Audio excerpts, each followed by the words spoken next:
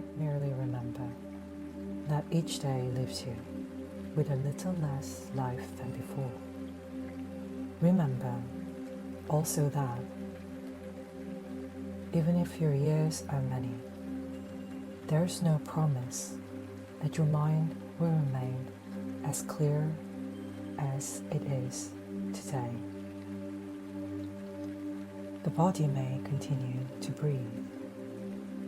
It may eat, sleep, desire, and move much as it always has. But judgment fades.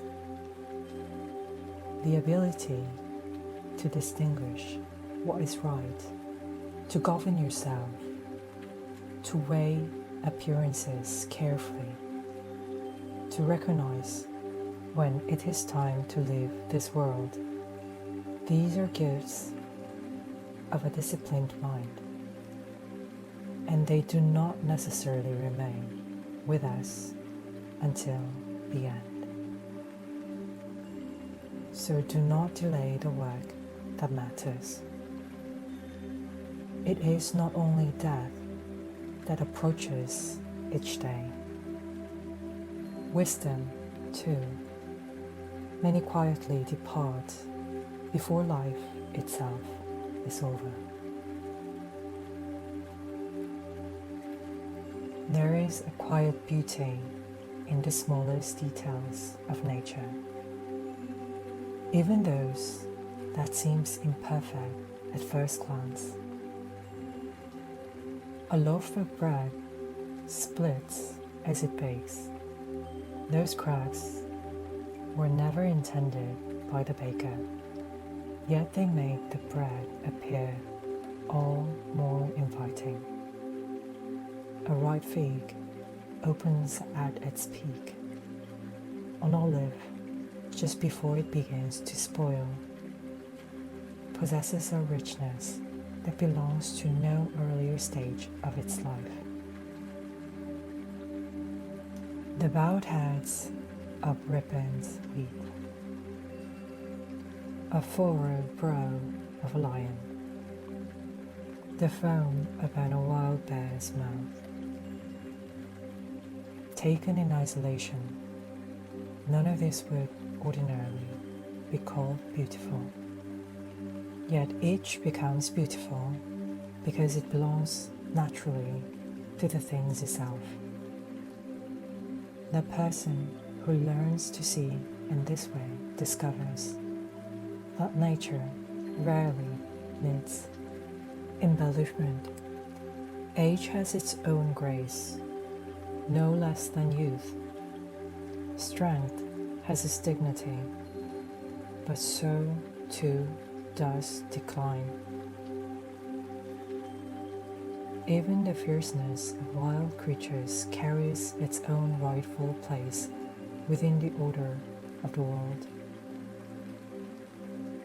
To some who lives in harmony with nature, beauty is no longer confined in perfection. It is found wherever life unfolds according to its own design. Consider how many lives, however remarkable, have ended exactly as yours will. Hippocrates healed countless people, yet he could not heal himself. The astrologers foretold the death of others, only to meet their own.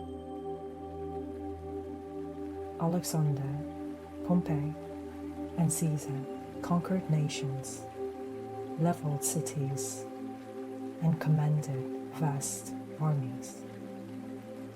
They too died.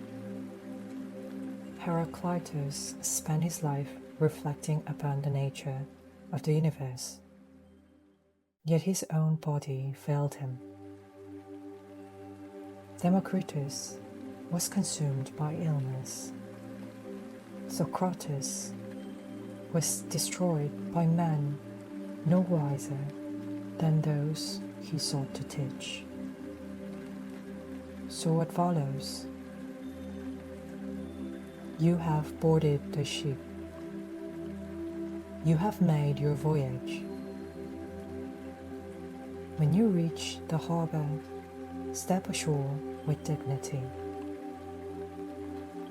If another life awaits, then whatever is divine will be there also. If nothing awaits, then you will at least be released from pain, from desire, and from serving a body that was always the lesser part of you. For the mind is capable of reason. The body is only matter, destined sooner or later to return to the earth.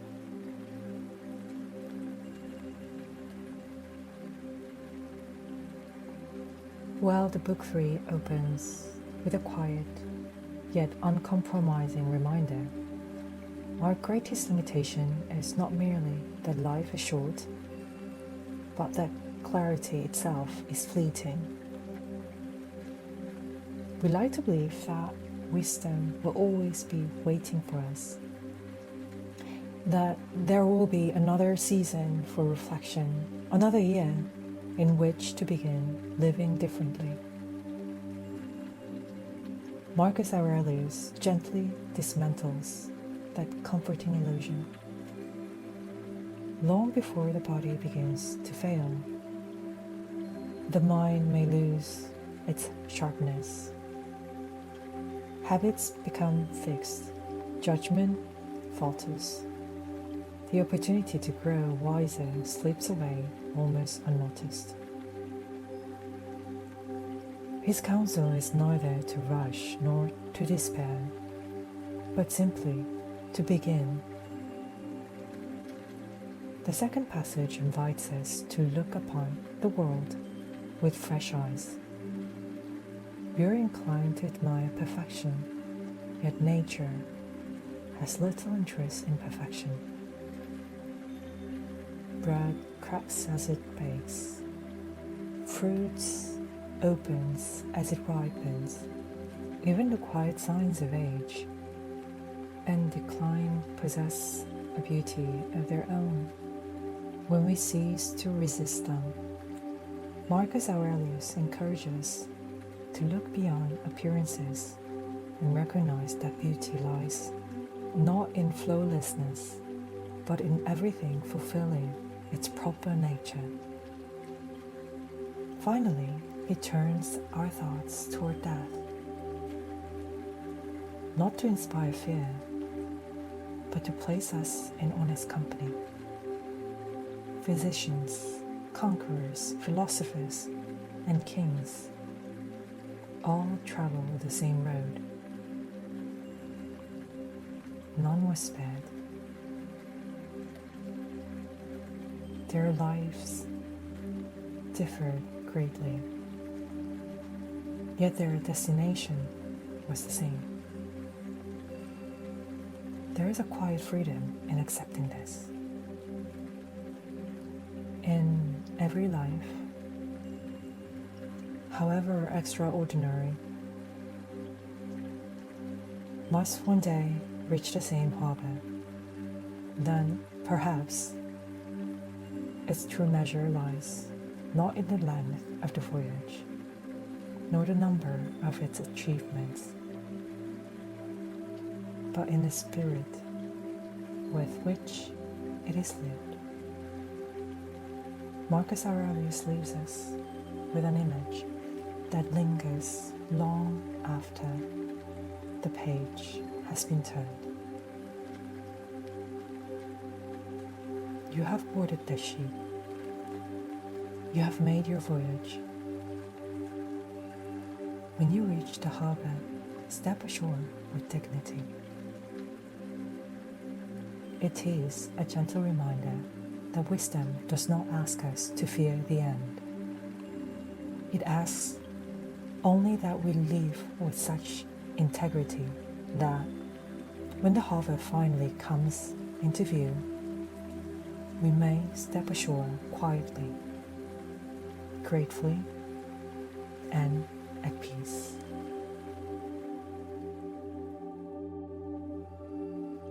I hope you had fun listening to this as much as I did reading it. Good night, my commander.